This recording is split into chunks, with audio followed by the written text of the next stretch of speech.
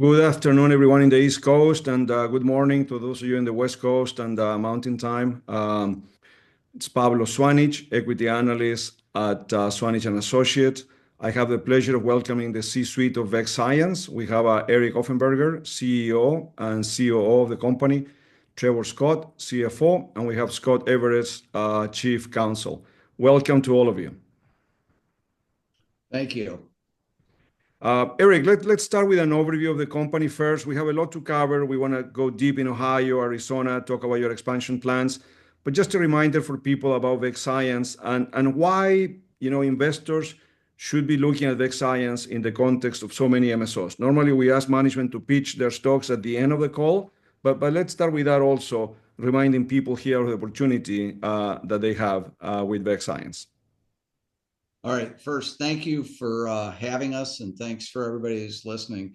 So I've been with Vext as CEO since 2020, and from day one, our focus has always been on performance and shareholder value, not necessarily chasing the hype of cannabis. With that, we built Vext deliberately, not as a quick flip. So we built it from an operational standpoint. We always understood that the concept of the landscape with this space was going to be regulatory and capital availability. And with that, we never made the big promises. We stayed grounded, and we built it for the durability of the company, not the headlines. I think that's really part of the size structure. So we really always weren't trying to build something that was big, but something that was operationally profitable and focused on the generation of cash flow to be able to deploy that capital. We're fully vertical integrated in the markets we are at. Our retail consumes 100% of what we cultivate. So we've never been really overly exposed to the wholesale market. We've always seen that as an opportunity, not necessarily a necessity. So we've never been the company that thought about the brand as much as we thought about what we could move through the retail locations and stuff. Not burning the cash to stay alive. We've only used the capital that we've raised for hard assets, which has made our debt conservative and manageable. Arizona, obviously, it's a mature and steady market. We've got ahead of the market with our automation cost control. Even with the decline in the market, and Trevor will get into more detail, we've been able to stay cash positive. We recognized Ohio early. We use that as our cultivation is 100% there with the ops in the state. We'll be fully maximized in that state, and we'll have the cash flow. We've been market focused. We've known that the capital was going to be tight. So we turned our dollars that we raised into a return. We are exiting the non-performing markets that we went into, like Oklahoma, California. We've looked at what we're going to do with the Kentucky asset. We'll talk a little bit more about that. We have a great management team. We've got Scott and Trevor with the legal and financial, and we've got a great team in Arizona and Ohio. And 2025 looks good for us. It's going to be cash flow conversion, paying down the debt, and looking for opportunities as they arise. And the one thing I pitch about Vext to people is, we're not banking on SAFE or rescheduling or 280E or anything. We'll benefit if those come, but that's not what the business was based upon. Those things to come in the future, we're looking at the cash generation today and how we operate within those markets and stay focused on keeping that asset valuable. That's great. That's great. Sounds like a very disciplined strategy. I mean, congrats on all the progress you're making, Eric and team. So Trevor, let's just do a brief recap of the fourth quarter results and reminder of any guidance you may have provided. And as you talk about that, also discuss your pro forma balance sheet after the divestiture of the Kentucky asset. Sure. Thanks again for having us today, Pablo. So Q4 last year, 10.3 million, up 13% on top line. Fiscal 24 was 36 million, up 3.5% over 23. Adjusted EBITDA for Q4, 3.2 million, a significant increase from our prior year to dates, as well as being up 13% sequentially. It was our best quarter in over 2 years on adjusted EBITDA. Full year adjusted EBITDA was 9.2 million, up 66% from 23. But to Eric's point, where we're really focusing on even more so than earnings is cash conversion. So Q4 cash flow from operations over 4 million compared to 0.7 million negative year to date through Q3. Q4 was our best quarter in 3 years on cash flow from operations. It turned the whole year positive, 3.3 million. That really reflects the comments that we made to you and some of the other analysts throughout last year, which is we're going to be in a rough slog here for the first half. We got to build out Ohio. We got to build up the inventory in Ohio before actually being able to sell it. And we kind of saw some of the issues Arizona was going to have. So went through that cycle, had some nervous conversations with you guys, but pulled through in Q4 much as we expected. And that for us is, I think I said on our Q1 call, our year-end call seems to be the new kind of benchmark or baseline for what we expect going forward. Right. Trevor, also discussed the balance sheet, in terms of what does a pro forma balance sheet look like after the Kentucky divestiture. You also closed on 2 stores in Ohio. And remind us if you have any big debt maturities. I think you've talked about pretty much paying down all debt, extra mortgage debt by end of 25, but just some more color there. Yeah, thanks for the follow-up on that. So balance sheet, a little over 4 million in cash, almost 5 million at year end. We just paid out 2.4 to the sellers of the 2 Ohio assets. That was earlier this month. That ends all the payments for Ohio acquisitions. On the Kentucky side, we announced the sale of the processing license. So Kentucky was true lottery, didn't get retail, didn't get cultivation, did get processing. We were in a build or sell decision with that state. Is that a state we want to tie ourselves to for the next several years with acquisition and build out, or was it better kind of to find a partner to sell to and take the money up front, if you will? And that seems to be the path that we decided to go with. So balance sheet wise, I think I mentioned in our call, we're looking at least $6 million in non-mortgage debt reduction in 25, all going to be funded from internal cash flow, in addition to about $6 million of total capex, about 4 for the build out of the 4 Ohio stores, 1 to 2 for maintenance capex. That's going to be entirely funded from cash from operations. No debt financing, no equity financing anticipated at this time. Right, that's great. And look, I know we'll cover 280E later in more detail, but in your case, I believe that you're still paying 280E as per normal, and you pretty much don't have much tax debt on the balance sheet other than small payments. Is that correct? That's correct. So we are not taking the view of having a uncertain tax liability. Mm-hmm. We see it as pretty aggressive tax positioning from some of our peers. I think there's one other big company that we seem to be aligned with on that front, but any 280E relief in our view is going to be forward-looking, not retroactive. So it might help your cash flow today, but those penalties and interest I think will come to eventually, as I think the IRS is always undefeated in the long term. Right. And the last one, Trevor, I'm sorry, in terms of CapEx, just a reminder what you're guiding there, just so people can work out the cash burn for 2025. I mean, you said you want to be free cash flow positive, I believe, but just a reminder there of the math. Yeah, on maintenance CapEx, we've said 1 to 2 million.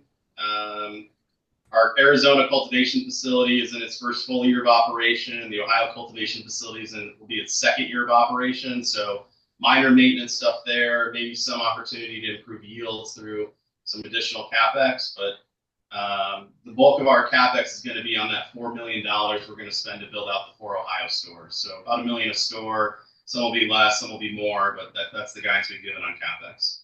Right, that's great. Thank you for that overview. Let's now discuss in more detail the Ohio operation, Eric or Scott. Remind people, where are your current 4 stores located? Are they all owned or under MSA? What are the expansion plans? Just discuss. Let's start with that. I'll take the overview, and then Scott can get into a little bit more of the detail. We're currently located with 1 store in Columbus, 1 store in Jeffersonville, which is, to my way of thinking, a suburb of Columbus. But there's a big Honda LG battery plant going into Jeffersonville. And then we have the store in Jackson, Ohio, and we have another store that's in Athens. The Athens and Jeffersonville stores were acquisition, and we closed on that in April. So as Trevor mentioned, we just fully funded it. It won't be consolidated until second quarter. We're happy with those stores. We're happy with that market position. And then we are working on expansion, and we've announced Portsmouth, which was part of a store that we got in the acquisition. And that'll open up technically under the law under that old company, but then it transfers. We apply for the transfer. So the timing, we still think that store opens late second quarter, late second quarter, that it'll open and be operational. And then the other three, Scott's working on and can discuss a little bit more in detail of where we're at with those.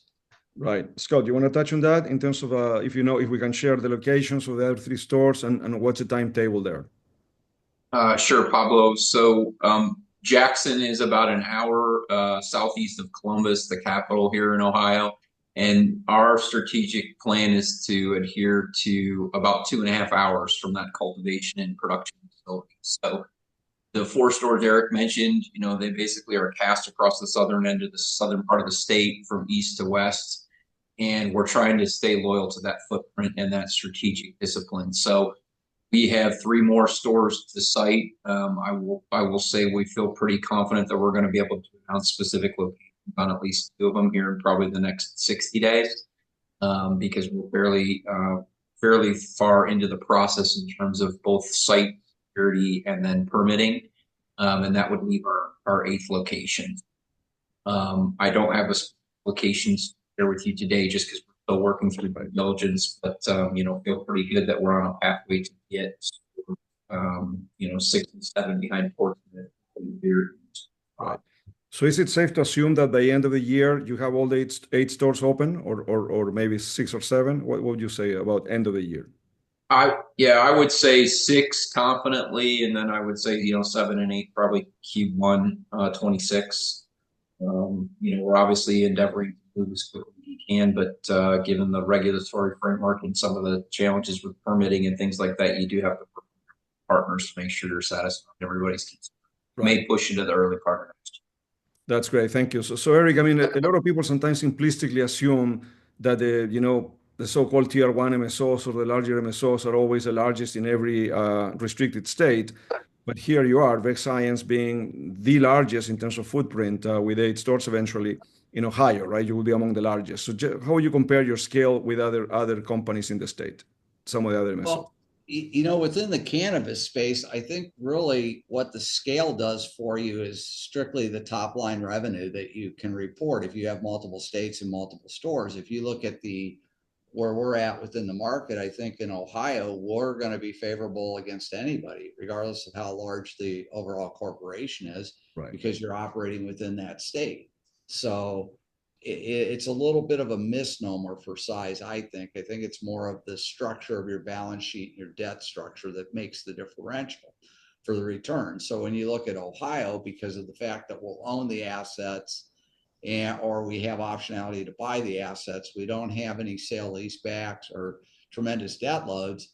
We're much more agile for a real business to focus on that cash conversion. So we're not dependent on anything like hype. It's right, a true business, right? So it's basics of controlling your inventory, controlling your expenses, that type of stuff. And that's how we've always operated. We haven't operated it as a cannabis company. We've operated as a traditional business that's selling a commodity. So that's what I think. And that's why we'll be at the 8 stores. You got the cap on the cultivation. We have the cultivation facility, which allows for growth. And it's not it's not bad debt, for lack of a better term. So that's why I think in Ohio, we're really attractive that way. Sure. And then just to be clear, I mean, some companies like to focus on the retail side, but also they like to expand wholesale, not just to feed their own stores, but also to supply the overall market. That's not your strategy, right? Wholesale, the production is mostly there to feed your stores, and you don't want to play so much in the third-party wholesale market. Is that a fair characterization once all it's done? I think that's always been our focus, was that wholesale necessarily, while it looks attractive in the short run on a state, it tends to bottom out pretty quick. And if you have a lot of assets built into that, you don't have a lot of control over that market. So we've never used that as something that was going to be the catalyst for our business, maybe a supplement to the business. And don't get me wrong, we support people in the wholesale market. And when we commit to doing stuff, we deliver and everything along those lines. It's primarily on that cultivation side that you go, this will be a fallacy, just like any agricultural product. And I, remember 2 or 3 years ago, I started talking to a lot of people and, on the analyst calls and that. I grew up in farm country in the central parts of the United States. And I can always remember as a kid, whichever crop you saw the most in the silos, that was the crop that was good 2 years ago. And the problem is by the time you grew it and everything like that and got caught up, now it's a bad crop, and the federal government would come in and subsidize you and support a floor because that was food that was needed. In this space, cannabis hasn't got that. So this overproduction, it has to try to find a home, and these assets then are, over levered, and they're trying to raise cash. So it's really into a survival mode, and it's got no real relevance to it, and it can't shift to a different product line. We recognize that in that space very early. And with Trevor's addition, Trevor understood that too, because he also grew up in the Midwest, and he and I saw things very similar, right, that we've been able to focus that way. So that would be my overall comment on the wholesale market. Trevor, would you add any color? I think it's an important differential of Vext than other companies in the space. Yeah, I think in addition to aversion for wholesale as a dependent strategy, there's an aversion to brands within Vext as well. We really think that distribution is the name of this game. The agriculture side and being the farmer, to Eric's point, unless the federal government's going to come and subsidize, has not been a winning strategy, I guess in the history of America. So for us, we build out the cultivation facilities, get them operating as effectively as possible. We focused on yield improvement, potency improvement, sell that competitive product through our own retail channels, and then any of the additional byproducts, manufactured goods from trim, you're not going to be able to sell all that through your own channels. So that's where you'll kind of be somewhat strategic on where you move that and just kind of flow with the market as you will. But from our view, if you're not, you're going to be spending the $15, $18, $20 million pluses to build out cultivation facilities, that debt's got to be structured correctly. And then you can't be relying on an overall market demand to kind of make those payments. You're going to get in trouble when the market compresses and the unit economics worsen. So, for the audience, for those of you that follow a sector closely, you'll probably realize that this is somewhat of a differentiated strategy, right? Other companies talk a lot about their brands, about the wholesale business, although in reality, a lot of them are feeding more of the production to their own stores. We've seen that in Pennsylvania, right? The wholesale market has been shrinking as people have to, combat economics, and they do that partly by allocating more of their own capacity to their own stores and buying from third parties less for their own stores. So to some extent, what's happening there is proving you guys right. I know not everyone agrees with the strategy. I'm not going to mention other companies that seem to be doing well with brands, but I understand the way you're thinking about it, Eric. The only question I would have there, and not to push back, is this also influenced by your experience in Arizona, where we've seen significant deflation, and we'll cover Arizona in more detail. But this idea of feeding your own stores and not relying so much on feeding the wholesale market, is that also because of the way Arizona has played out? Just a brief answer, Eric, on that. Absolutely. I think not only that, I think it's based upon my, experience in other commodities and other stuff I've done in my career. So, this wasn't my first industry that I grew into that was a commodity-based product or something that was trying to differential on the brand. Right. And having been in sales, it's tough to sell product, and when you're trying to do it, if you can control the retail, now you've got a little bit more of an up foot on it. So without question, Pablo, that's what's based it. Okay, before we move on, people normally ask about the performance of your stores. In your case, you break out revenue between Ohio and Arizona, so we can all do the math, although there's only 2 stores so far in the fourth quarter and the first quarter, right? But just overall, how would you compare your performance at retail revenue per store with the average in the market in Ohio? In Ohio, I'd say we're about even with revenue per store. Right. Arizona, as we've always said, is we exceed that. Okay. We look at our stores a lot on revenue per square foot, traditional retail type of models, and try to benchmark them against other industries, whether it's convenience industries and stuff along those lines, and watch them. Would you say that applies also to the other 2 stores that you're going to start consolidating in April? Yes. Okay. All right. Thank you. So look, maybe the next set of questions is more for Scott.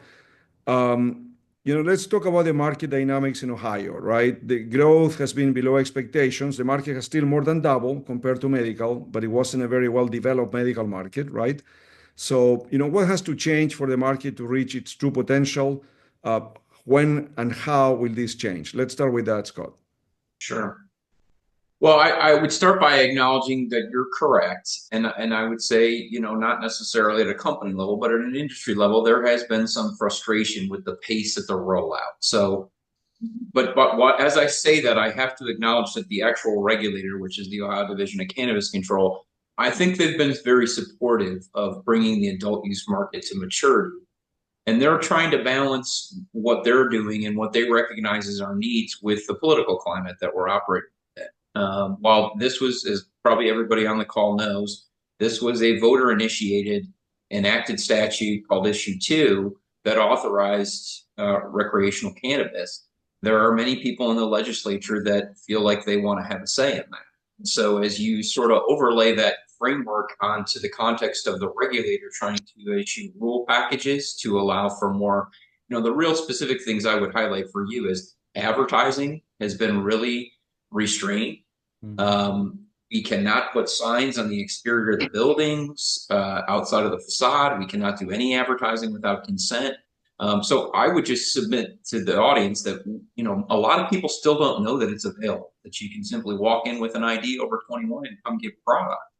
And so that's what's regressed our maturity path here most significantly. But from an upside perspective, again, the regulator has issued a couple of rule packages that are going through that process right now, which will favorably impact both our operational expenses because they're lightening some of the security and oversight requirements that we've historically had to comply with, and also expanding, our product set. So, one of the most significant probably product introductions that we're all waiting on is pre-rolls. And the head of the regulatory division has already said that he's acknowledged that that's a permissible product to sell.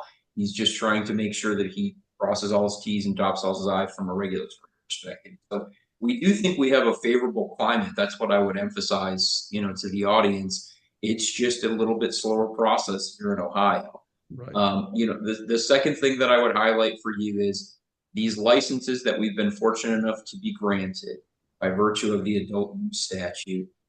You are in a climate where the state has allocated a lot of control to the municipalities. And so we want to be very disciplined about where we site these stores. We are a consumer products company where we need to be in high traffic, high visibility areas. And that requires navigating a pretty complex municipal process where they can restrict you from operating in its entirety. And there's also setback rules. So many operators, including ourselves, have been a little bit challenging getting the new doors open.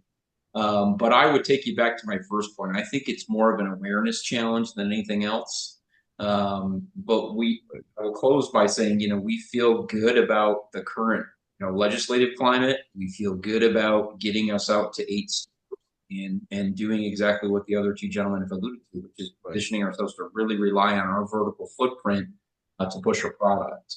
Thank you. Just to follow up on that, in terms of the so-called adult use rules, I mean, do we know when they are going to be out? Do we know specifically what they are going to be, or are they still being debated? And is this something that's going to be up to the regulator, or do they have to be voted by the legislature? Sure. I'll take the last part first. They are regulatorily driven. So there is a joint committee on responsible rulemaking that exists here in Ohio for not only cannabis, but for all regulatory rules. There is a multi-step process where the regulator starts that process. The comment period on several of the most significant rules have been closed. And so it is now before that joint committee to finalize and approve those rules. There is not legislative intervention from that side of things. That being said, Pablo, there are multiple pieces of legislation passing through both the Ohio House and Senate, which may or may not impact things like potency of product, may or may not impact quantities that you can sell to individual consumers, and also may or may not impact the total number of licenses for retail that are in the state. So it's the answer to your question, it's a little bit of both and, but the primary rulemaking activity is regulatory driven. When is still an open question. What I can tell you is they have done a great job of breaking these rules packages down into digestible forms, digestible section. So they've already passed several things that are favorable to us. The two most significant pieces are still pending. And those have to do with advertising, packaging requirements, and hopefully lightening the load regulatorily on some of the testing requirements that we have to undertake. So I would, it's hard to speculate when they'll be adopted, but they're certainly in the final stage. Right. But it's a bit of a chicken and egg situation in which I know you're saying it's up to a regulator, but is a regulator maybe waiting for the legislature to come out with some changes? I would say no. I would say that's where I tip my cap to the regulator is he is communicating and participating in the legislative process, but he is not using that as an excuse. You see that in other jurisdictions, but the answer to your question, no, he is pushing those packages through, and we commend him for doing that. Where we're watching the legislature very closely is on a couple of critical things. One, we are very much in favor of them regulating intoxicating hemp products. Right. And there seems to be a fairly strong consensus willing to do that here in Ohio. That would obviously be favorable to our industry. The second is, both significant pieces of legislation that are out there now would put in a cap in the number of dispensaries. Right. And so again, that would be favorable to us. But those are kind of separate part and parcel, if you will, from the the critical rulemaking. Right. And just last one, Scott, I'm here not to put you on the spot, but will you take the over or under in terms of pre-rolls, advertising, and potency? Mm-hmm. I would say I'm taking the over in pre-rolls. We're going to be able to sell that product. We've been told that we can start to position equipment in Ohio specifically to do that. So we do expect to be able to offer that product to our customers. In terms of potency, that's a little bit more of a toss-up, Pablo. I mean, if I had to speculate, I'd say I think that's going to come out, and they're going to honor the will of the voters in issue 2, which essentially sets that potency a threshold at 90%. And I'm sorry, what was your third piece? Pre-rolls. Pre-rolls again. I think we're gonna get a favorable outcome there, and I think it's just a matter of when. Okay. And look, Scott, the last one here in terms of the licenses, in terms of retail, if we count the license from grandfathering in terms of the, you're gonna have 5, then you can go up to 8, right? In terms of what's known about grandfathering, how many stores do we end up with? And then based on the current regulations, how many more licenses are supposed to be issued? How many stores do we end up with? Is it 300, 350? And I realize that could change down the road. Yeah. Yeah. I will caveat, as you said, it is a bit of a fluid situation. Okay. What we know right now is there is approximately 140 active dispensaries today. There's another roughly 160 that were awarded as part of the enacted statute. So that gets you math to about 300 that we expect to come online sometime in the next 12 to 18 months. So that's the competitive landscape that we're sort of preparing ourselves for. The enacted statute does confer authority on the Division of Cannabis Control to revisit those limits annual. I believe biannual. So every 2 years they can take back and look at the market under the current framework and add licenses as they see fit. But I will say, the division has signaled to us repeatedly that they have no internal objective to expand the license count. Right. So I expect that we'll be operating in 25 and potentially 26 under around a 300 store count. Right. So the grandfathering, it's about 140, and the 160 are new licenses. And despite the fact that the market has been slow to ramp, you believe that those 160 licensees will make use of their licenses, of course. I do. Yep. Okay. Yeah, I think a lot of people are like us. I mean, a lot of people have realized that they need to be disciplined about the debt they're taking on. So I think part of this is you're a cultivator who have the ability to build 3 or 4 more stores. Sure. You need to be careful about how much CapEx you're putting out because the debt market isn't very open as an industry still these days. But yeah, I do expect that most people are diligently working for those. Right. And look, I'm sorry, maybe it's too detailed, but one last one. What about the restrictions in terms of flipping stores? Like those 160 licensees, do they have to hold on to their stores for a while, or can they sell them? And could you buy them, or you have to stick to an 8-store cap? Cap is the cap. So the cap is 8. Yep. No one is going to get a waiver from that, from my perspective. So anybody that you talk to, I think that's going to be the limit they have to operate in. The historical rule has been that you have to have a store open and operating for a full year before you can transfer ownership. Right. Again, the division, I'm sure you're aware of this, but the market used to be regulated by both the Division of Pharmacy, which controlled the dispensaries, which was probably a less favorable environment, and then the Department of Commerce, which regulates everything else. Everything's now been consolidated under Commerce, so they are a little bit more liberal in terms of allowing a transfer of ownership. They'll have to have the store open and operating before you can sell it. Right. Thank you. So Eric, maybe this is going to be more a comment, but you can comment on my comment. I mean, I have to say congratulations to Vext Science, right? Because in my opinion, other MSOs, especially some of the larger ones, were slow to to maximize the potential of their stores, of the store count in Ohio, right? Getting up to a 5, having a license type 1. And then eventually getting up to 8. Some of them are still, behind in terms of their goals, I would say. So well done. And I don't want to say I'm surprised, but here you are, a smaller company compared to the larger ones, and you were able to perform very well in Ohio. I don't know if you want to share some of the secret sauce here. Well, we picked good partners and we've hired good team members, obviously. Right. I think, I hope the audience got a flavor for, Trevor and Scott, and we've got that type of talent within the whole organization. So I think that's really what's done it. And then we've had good shareholder base. We've had shareholders that have been supportive and helped us. So I think that's been the key to Ohio. And we didn't try to do too many things. Like I keep stressing, we didn't get into the hype and let's go see how big we can get the top line and do all of that stuff. We focused on making sure we could fund it, making sure we could supply it and grow the capital and recognize that the market's going to separate. It's going to be real at the high end. There's going to be some smaller, lower cap that's got good balance sheet. And then there's going to be a bunch of noise in the middle. And depending on how they financed it and how they structured it, they could have some operational problems. So we elected to where we wanted to niche ourselves out at. Yeah, no, that's great. Again, congratulations. Look, let's just move on to Arizona. I always say, from my perspective, sure, we talk a lot about deflation, how competitive it is, but on the other hand, there's only 167 stores, right? That's a low cap for the population compared to other states. So it probably makes for very good economics at the store level. But let's start first. Is deflation still an issue in the state, and is it worse at retail or wholesale or both? Well, Trevor or Eric?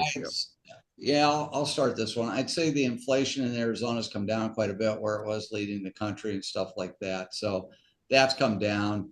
Is cultivation still a problem? It's more of a problem on the wholesale front. I think the pricing's starting to stabilize a little bit, but the state, reported a decline year over year and stuff along those lines. So that's still finding its way home.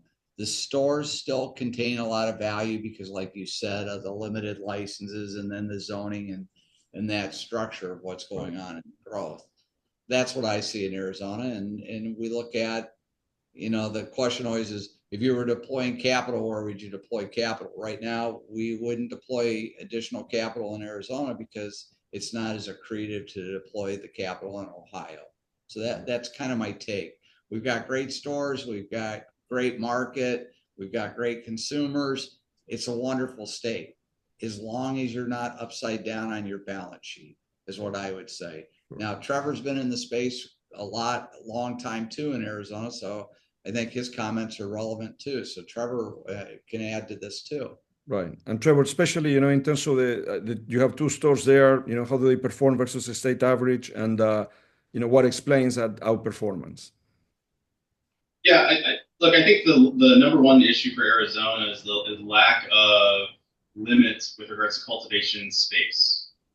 So there are only, 160 or so licenses, but 2 of those licenses in particular are currently assigned to cultivation facilities that could supply the entire state of Arizona, New Mexico, Utah, and probably half of Nevada by itself. So you get into full commoditization very quickly. Obviously, they're not operating at that scale, but you get overproduced. People cut prices. People who don't have the cultivation exposure take advantage of that pricing, mark down their retail, and now you lose your retail traffic. So you're in this deflationary cycle that's been playing out for the last couple of years here in Arizona. To some extent, we think we're near the end of that. I think we probably said something similar 18 months ago, but there were 4 facilities 18 months ago that were of very large size cultivators. Now there's only 2, at least that we're aware of. So we're waiting to see what kind of happens on that front. Obviously, I think they're cutting back their overproduction. That'll help stabilize pricing to some extent, but we see that as a symptom of commoditization throughout the whole space. Even in a state like Ohio that has square footage limitations, you're right next to Michigan, which doesn't have caps, has some of the best product in the country and some of the cheapest products in the country. Right. So I think also the element on Ohio's slower rollout, a lot of those sales went to Michigan for a month or 2, and it posted its best sales in a long time. And then it went right back down, and now Michigan's back down to deflation as well. So we see some of that on the wholesale, on the retail, particularly for the Vext stores. Good locations, long time in those locations, good customer service. But some of the comments I made earlier, we've improved our potency pretty significantly, almost, I can't give you the exact number, but almost up 10% relative potency. At the same time, we've improved yield. So what that allows us to do as our own retail, we can sell a better product at a lower price and not have us go cash flow negative in the interim. Right. So I think, again, for us, it always starts with the cultivation, getting the debt structure right on the build out, operating it effectively, growing good genetics, bringing those products to market, and just competing with where you're at in the commoditization cycle. Right. And at the store level, what % of your sales in the stores would be your own brands, roughly? In Arizona, it's north of 80%. Right. Okay. And in terms of your wholesale strategy, go on. Yeah, sorry, I would probably lead into your next question. Of the 20% that's non-internal, the quid pro quo, swapping, trading, shelf space, that entered Arizona probably 3-4 years ago. So I think at least 18, if not all 20% of that other is part of those deals. And so we get some of the wholesale activity coming from that, and then we get some from, like I said, the trim byproducts, which turn into finished goods, distillate-based vapes. But 100% of our flower is turning in under 30 days in Arizona, and that's been going on since the start of Q4.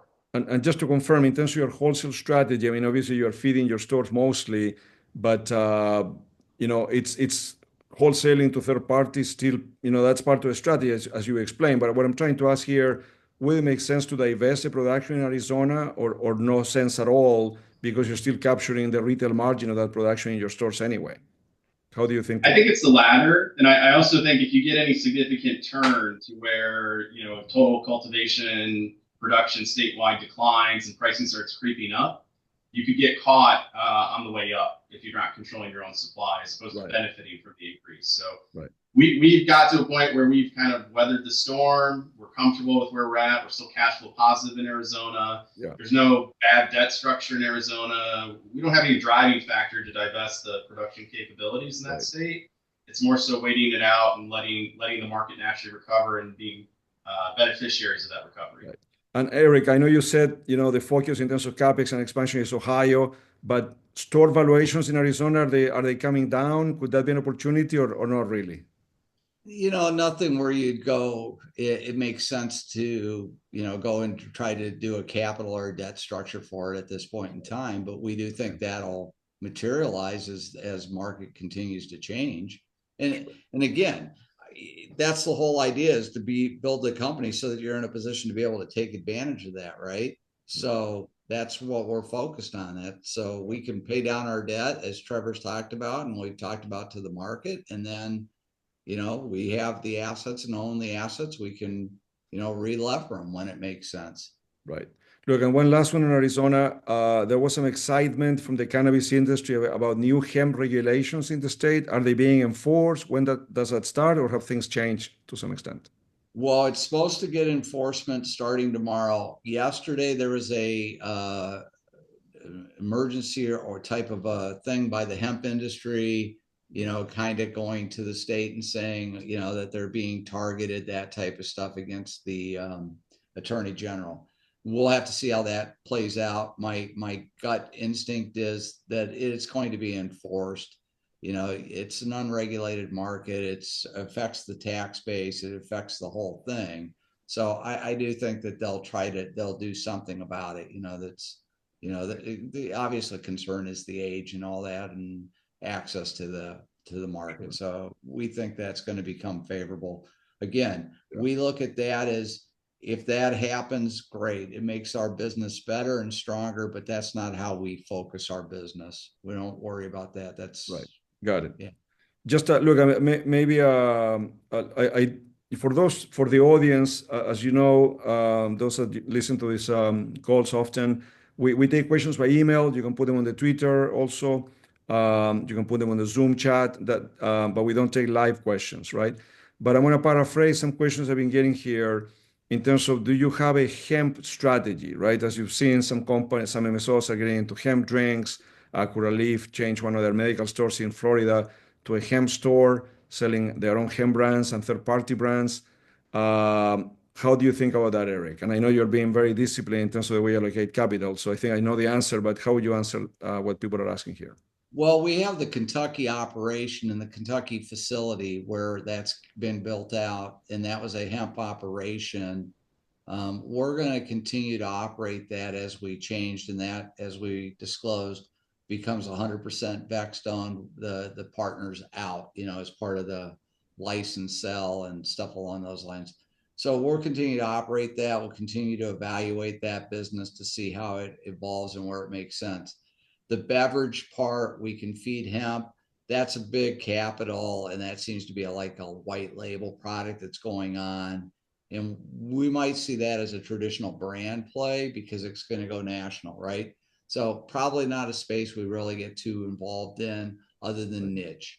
As far as other things, we'll still sell to consumer on the hemp products. We have a couple different brands and marketing and stuff along those lines, and stay involved in it, but not spend a lot of time or a lot of resource to it or a lot of capital.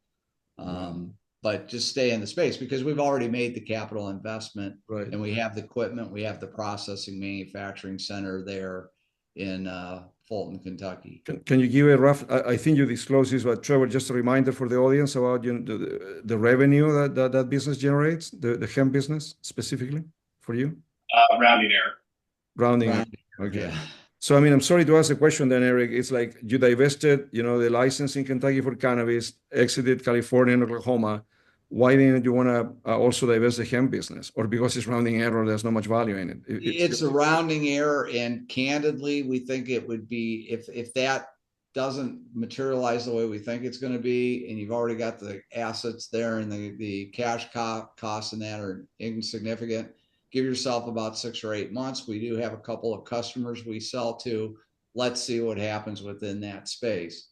That was one of the points. One of the larger shareholders recommended that, thought that it was valuable to keep that as long as it's not a drain on resource or a drain on the company, to maintain your optionality within that space as we start to see what it's doing.